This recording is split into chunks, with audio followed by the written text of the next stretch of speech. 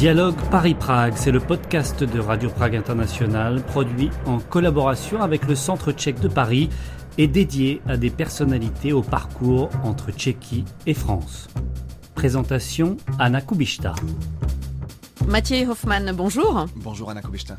Merci pour l'invitation. Merci à vous d'avoir répondu présent à notre invitation à participer à Dialogue Paris-Prague. Dialogue Paris-Prague, c'est le podcast tchéco-français coproduit par Radio Prague International et le Centre tchèque de Paris. Alors Matěj Hoffman, vous êtes comédien. Oui. Vous exercez vos talents en France. Le théâtre, le jeu d'acteur, ça a toujours été dans votre vie ou ça a été un cheminement ? Très très tôt, je dirais quand même. Déjà au collège, au lycée, à travers des ateliers. En fait, j'ai toujours adoré la possibilité d'endosser d'autres rôles en fait, d'être quelqu'un qu'on n'est pas en fait, qui est sûrement une sorte d'échappatoire quoi, mais c'est une chose qui m'a toujours plu. À travers du coup donc déjà au lycée, à travers des ateliers. Avec des professeurs, Odile Koutny ou Sophie Knitsa-Lottinger. Et puis après aussi ma demi-tante est actrice ici au théâtre en tchèque. Et donc très petit, j'allais déjà au théâtre national ici à Národní divadlo et sur des petits strapontins où je voyais des gros spectacles de 7 heures, Faust, de Krejčí, j'en souviens, avec un miroir incroyable, plein de souvenirs comme ça. On l'entend évidemment, vous parlez sans accent. Je me demandais, est-ce que c'est le résultat de beaucoup de travail ? Non, puisque vous parliez du lycée et vous parliez de Sophie Knittel, oui. Qui enseignait en effet le théâtre au lycée français de Prague. Donc en fait, bilingue depuis le plus jeune âge. Oui, depuis la grande section maternelle, où je suis arrivé complètement, sans le français, mes deux parents sont tchèques. Et puis petit à petit j'ai appris sur le tas en fait le français. Plongé dans la marmite. Plongé dans la marmite, absolument. Vous l'avez un tout petit peu évoqué via cette demi-tante qui est déjà dans le milieu du théâtre, qui est actrice elle-même. Dans quel contexte familial est-ce que vous avez grandi ? Est-ce que justement il y avait une place hors cette demi-tante pour l'art, peut-être la musique, d'autres types d'art qui vous ont aussi peut-être permis ce cheminement vers le théâtre ? Oui, bien sûr. Mon papa il fait de la guitare et donc et l'art, la musique a toujours occupé une grande place dans son cœur. et puis ma mère elle fait de la pub, mais du coup le côté très créatif est sûrement aussi d'elle. Donc oui. Et puis la culture, on allait beaucoup au théâtre, à des concerts, des sorties, donc absolument. Justement, alors peut-être d'où est venue cette envie de partir et de faire des études de théâtre en France ? On l'a bien compris, vous avez fait des études quand même primaires, secondaires, au lycée français de Prague. Quelle était peut-être l'impulsion pour partir vers carrément un autre pays ? C'est un basculement quand même. Hein. Absolument. Alors c'était vraiment de pas perdre la langue en fait, bizarrement le français en fait, parce que à un moment donné, je savais à peu près, c'était assez clair, c'était soit la musique, mais j'étais pas assez bon. Mais ça, j'aurais toujours voulu faire de la musique, mais il n'est jamais trop tard. Et puis, non, je m'étais dit clairement que je voulais faire du théâtre, devenir comédien. Ça, c'était très clair après le bac, ou au moment du bac, et je m'étais dit, en fait, si je pars maintenant, si je reste ici, je vais faire du théâtre en tchèque, et j'aurai plus besoin du français, et donc forcément c'est une langue qui va devenir secondaire. Oui. Et donc je m'étais dit et puis j'avais quand même une envie, une soif de partir, c'est pas de liberté, mais de découvrir, qui est aussi générée à travers le lycée français de Prague, et on en parlait tout à l'heure, mais de la multiculturalité, de tant de curiosité, de qu'est-ce que c'est le monde, qu'est-ce qui m'attend. Donc si, une soif de partir et de voir d'autres choses, un autre pays, de s'installer ailleurs aussi.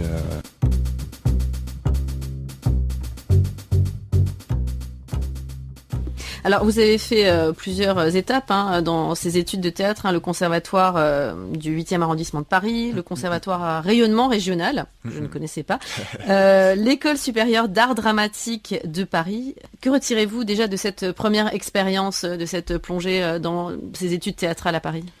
Alors justement, en fait, donc je pars avec mon bac en poche et je m'inscris à la Sorbonne Nouvelle en études théâtrales, et là je comprends que en fait ça va être que de la théorie, que la pratique a une très très petite place, et que c'est pas comme ça que vous allez devenir comédien. C'est pas comme ça que je vais devenir comédien. Donc en parallèle de ça, je m'inscris à un cours privé, Je connaissais pas du tout le réseau des conservatoires, qui est vraiment la façon, c'est pas d'y arriver, mais enfin chaque comédien, enfin vraiment à part quelques sûrement cours Florent ou des cours privés qui valent la peine et le coup. Mais je pense que c'est vraiment quand même la structure publique, donc les conservatoires municipaux, régionaux et les écoles supérieures, donc les conservatoires nationaux, on va dire. Sont super et sont là pour former vraiment à l'actorat, au jeu d'acteur, à l'interprétation. Tout ça, c'est sur concours? Tout ça, c'est sur concours dès le municipal, oui, absolument. Qui s'intensifie de plus en plus, oui. Après ça, vous avez été élève comédien pendant presque 2 ans à la Comédie Française. Absolument. Alors évidemment, pour les Français, mais je pense aussi pour les Tchèques, c'est une institution française très prestigieuse. Hors micro, vous m'en parliez un petit peu de cette ruche. Quel souvenir de ces années à la Comédie Française avez-vous jusqu'à aujourd'hui, et en quoi peut-être ça influence aussi votre vie, votre jeu d'acteur jusqu'à maintenant? Magnifique expérience, vraiment très très dense, très formatrice. Et en même temps, c'était aussi le saut dans la vie active, dans la vie professionnelle en fait. On avait effectivement des cours le matin, on répétait un autre spectacle l'après-midi, et le soir on jouait. On a joué plus de 400 fois, plein de spectacles différents. On était dans peut-être pas 20, mais dans je sais pas, au moins 10 spectacles sur toute la saison. Des metteurs en scène très prestigieux, internationaux, avec des comédiens incroyables, Pierre Ninet, Denis Podalides, des comédiens beaucoup plus âgés. Enfin, tout ça faisait que déjà j'avais un questionnement intérieur depuis que j'étais sorti de l'ESA, de l'École supérieure dramatique de Paris, en tant que comédien professionnel formé et prêt à sauter dans la marmite pour le coup et dans le grand bain. Je me suis dit je sais pas en fait si ça va pas m'ennuyer de jouer j'ai jamais joué plus de 6 fois à ce moment-là un spectacle. Est-ce que je vais encore au-delà de m'amuser, mais est-ce que ça me plaira en fait? Et ça, on le teste pas à l'école en fait. Et ça a été vraiment une des choses principales qui m'a plu à la Comédie Française, c'est de jouer tous les soirs, des fois plusieurs fois, etc. L'expérience, comme je disais, intergénérationnelle aussi. C'est-à-dire, en effet, vous êtes, vous, jeune acteur, au quotidien avec des acteurs avec une grande expérience, souvent des grands noms du théâtre d'ailleurs et du cinéma. Oui, absolument. Oui. Même beaucoup plus presque du théâtre, qui sont des gens qui sont moins connus au nom, qui ont pas, c'est pas Pierre Ninet, mais qui est très sympa par ailleurs. Mais voilà, des grands noms de théâtre, vraiment des statues, quoi, des gens incroyables. Et puis donc aux côtés de ces gens au quotidien, et on partage aussi le quotidien avec ces 400, les comédiens sont à peu près, on va dire 60, peut-être un peu moins, la troupe, mais on a aussi 400 personnes à l'intérieur de cette ruche, avec plein d'étages, des accessoiristes, des gens qui sont là juste pour faire des perruques, des lingères, enfin voilà, il y a vraiment des choses incroyables, des services rares et incroyables. Les lingères qui font par exemple tous les grenouillers, là, je sais pas comment on dit, les jabots. Oui, les fraises. Les fraises. Ouais, voilà, des choses comme ça. Ça, c'est pour les pièces classiques. Ça, c'est pour beaucoup de pièces classiques, beaucoup de pièces aussi modernes, surtout aujourd'hui. Mais oui, donc tout ça, en fait, c'était une énorme expérience et aussi une énorme leçon d'ego. Parce que quand on sort de l'école et d'un conservatoire, je pense supérieur, national, etc., on est à bloc, on pense qu'on sera tous et toutes le Hamlet de demain. Et puis après, évidemment, on se heurte à la réalité. Et là, c'était une leçon d'ego, justement, de se dire que quand on a besoin de passer 4 heures juste pour régler des lumières, mais les acteurs attendent. Et c'est beau, j'aime bien de se rendre compte que l'acteur n'est pas plus important et il fait partie d'un tout, d'une énorme machine, en fait, d'une machinerie qui fait le spectacle vivant.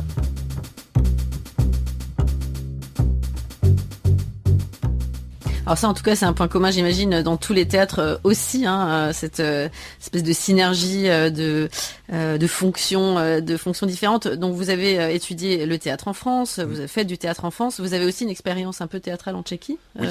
Alors peut-être c'est toujours un peu difficile de faire des comparaisons, j'imagine, sans tomber dans les clichés, mais vous avez quand même cette double approche, finalement.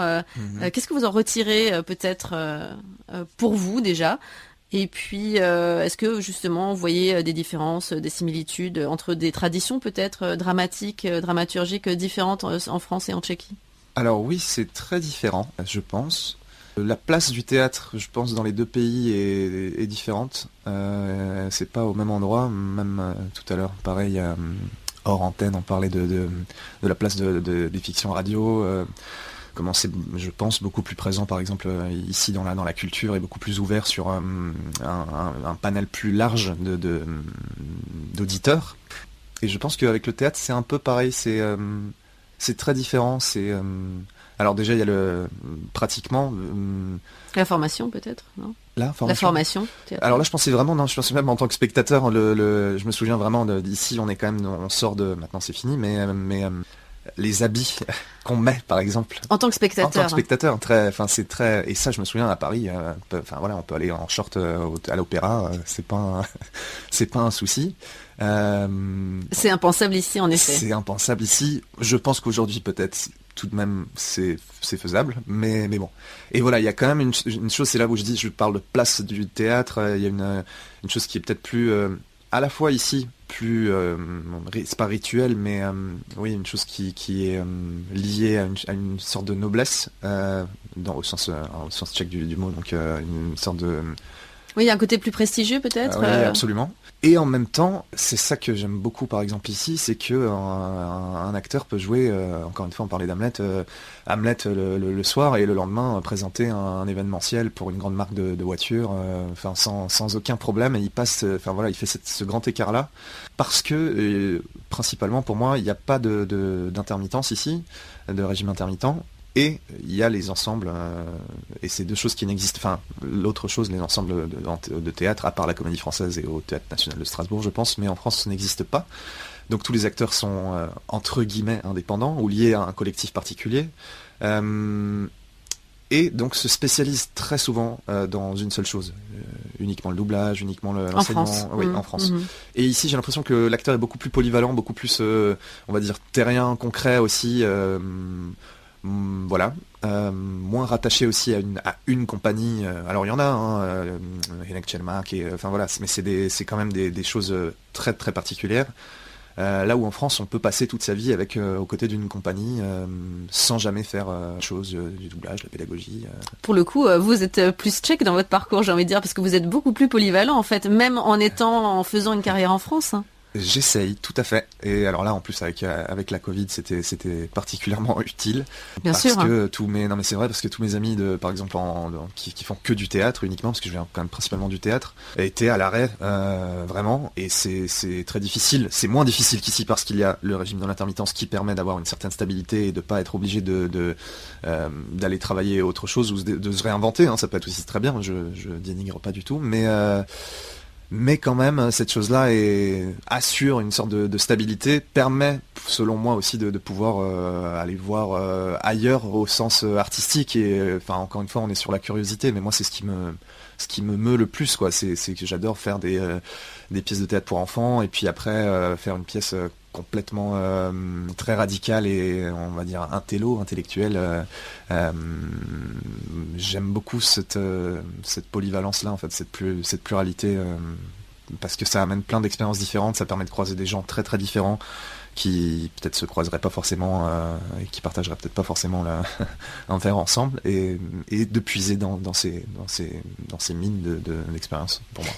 Cette pluralité, cette polyvalence, ça vient de ça, l'idée de créer ce collectif TDM dont vous parliez hors antenne, c'est théâtre, danse, musique. C'est polyvalent pour le coup. Absolument, tout à fait. C'était l'idée.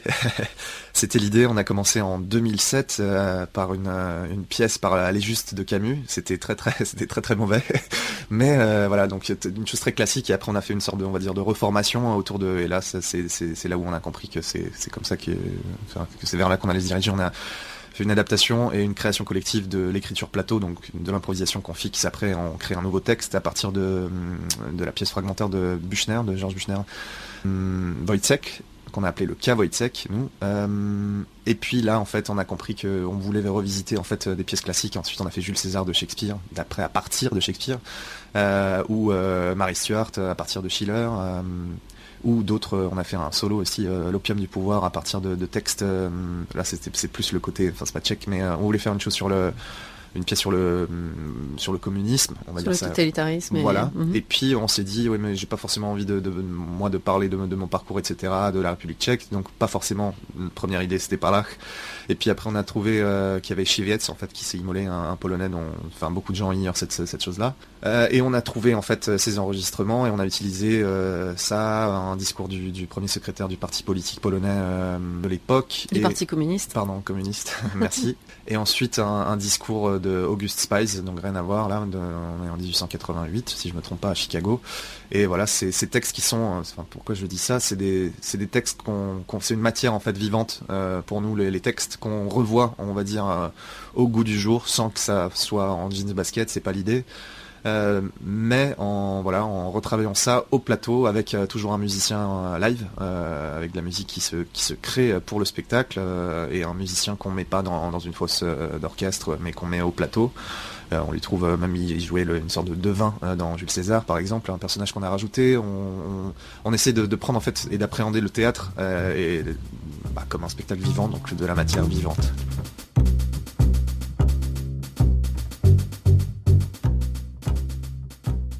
C'est peut-être une question qui fait pas sens, puisque en effet on comprend que vous aimez la polyvalence, essayer plein de choses, mais est-ce qu'il y a un projet de théâtre en France peut-être qui vous a porté particulièrement dans votre carrière, quelque chose qui vous a vraiment marqué?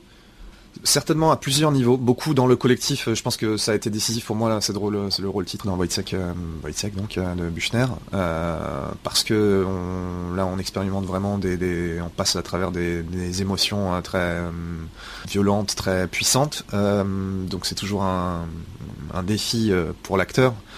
Que ce soit la violence, l'émotion, c'est quand même pour moi le théâtre, c'est la vie mais en condensé, en beaucoup plus, en 2 heures de temps, en 3 heures de temps, même si c'est en 7 heures, donc les émotions sont beaucoup plus hautes et condensées, et c'est des choses que j'adore traverser, donc certainement ce rôle titre qui a été décisif pour moi aussi, parce que c'était un des premiers et un des premiers gros rôles, donc très formateur aussi. On teste plein de choses, on se rend compte que ça va pas du tout. On acquiert aussi l'expérience en avançant et en répétant avec les collègues. Et ensuite, plein d'autres choses. Je dirais quand même, je pense que la comédie française c'était très formateur, même si on avait des petits rôles. Alors jusqu'à les artisans dans le songe d'une nuit d'été. Donc là, ça commence à être vraiment intéressant. Et donc particulièrement dans les artisans, où je jouais aussi le rôle d'un chien. Quand les artisans jouent le spectacle de Pierre Amétis B dans l'acte 4, je crois. Et ça c'était super, parce que c'est un rôle muet, donc c'est un rôle à l'intérieur d'un rôle, c'est un des artisans qui joue ça.